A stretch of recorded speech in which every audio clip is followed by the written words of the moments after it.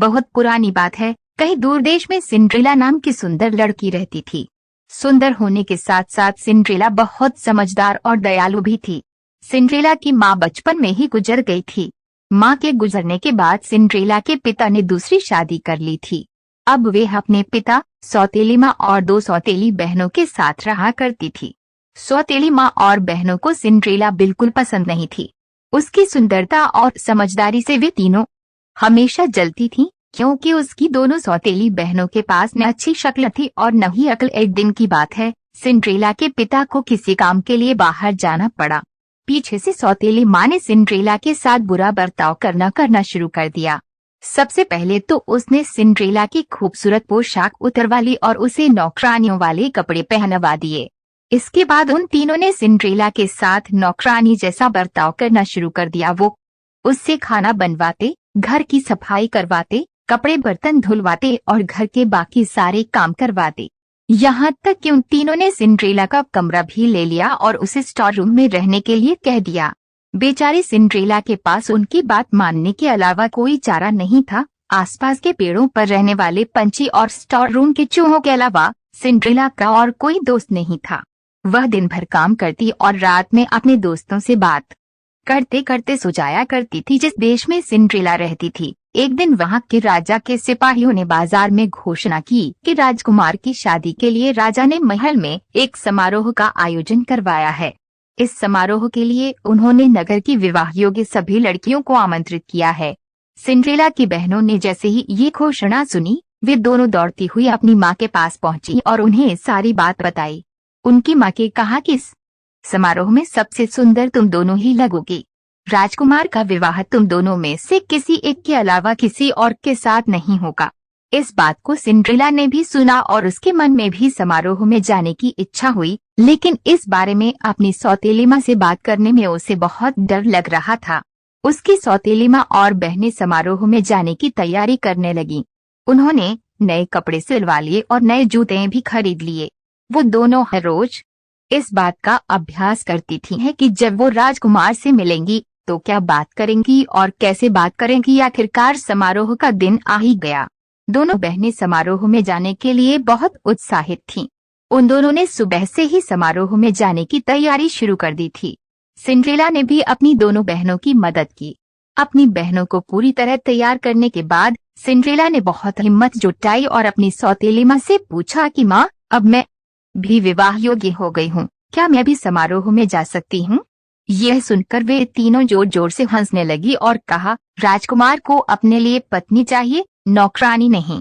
ये कहकर वो तीनों वहां से चली गईं। उनके जाने के बाद सिंड्रेला बहुत उदास हो गई और रोने लगी। तभी उसके सामने एक तेज रोशनी आई, जिसमें से एक परी निकली। परी ने सिंड्रेला को अपने पास बुलाया और कहा, मेरी प्यारी सिंड्रेला, मैं जानती हूँ कि तुम क्यों दुखी हो, लेकिन अब तुम्हारे मुस्कुराने का समय आ गया है। तुम भी उस समारोह का हिस्सा बन पाओगी। इसके लिए मुझे सिर्फ एक कद्दू और 5 चूहों की जरूरत है। सिंड्रेला कुछ समझ नहीं पाई, लेकिन फिर भी उसने बिल्कुल वैसा ही किया जैसा परी ने कहा। वह दौड़ती हुई किचन में गई और एक बड़ा सा कद्दू उठा लाई। उसके बाद वह स्टोर रूम में गई और अपने मित्र चूहों को ले आई। सब कुछ मिल जाने के बाद परी ने अपनी जादुई छड़ी को घुमाया और कद्दू को एक बग्घी में बदल दिया। फिर वे चूहों की तरफ मुड़ी। उसने 4 चूहों को खूबसूरत सफेद घोड़ों और एक चूहे को बग्घी चलाने वाला बना दिया। ये सब देखकर सिंड्रेला को अपनी आंखों पर विश्वास नहीं हुआ। इससे पहले कि वे कुछ पूछ पाती, परी ने अपनी छड़ी घुमाई और सिंड्रेला को एक खूबसूरत राजकुमारी की तरह सजा दिया।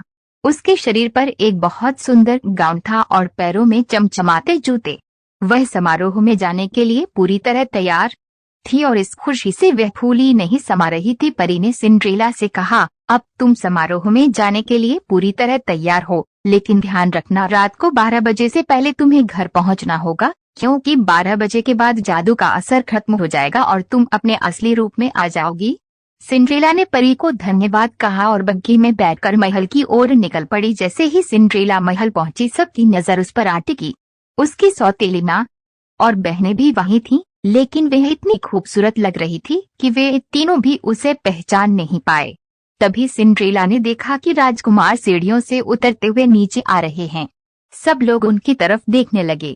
जैसे ही राजकुमार की नजर सिंड्रेला पर पड़ी, वे उसे देखते ही रह गए।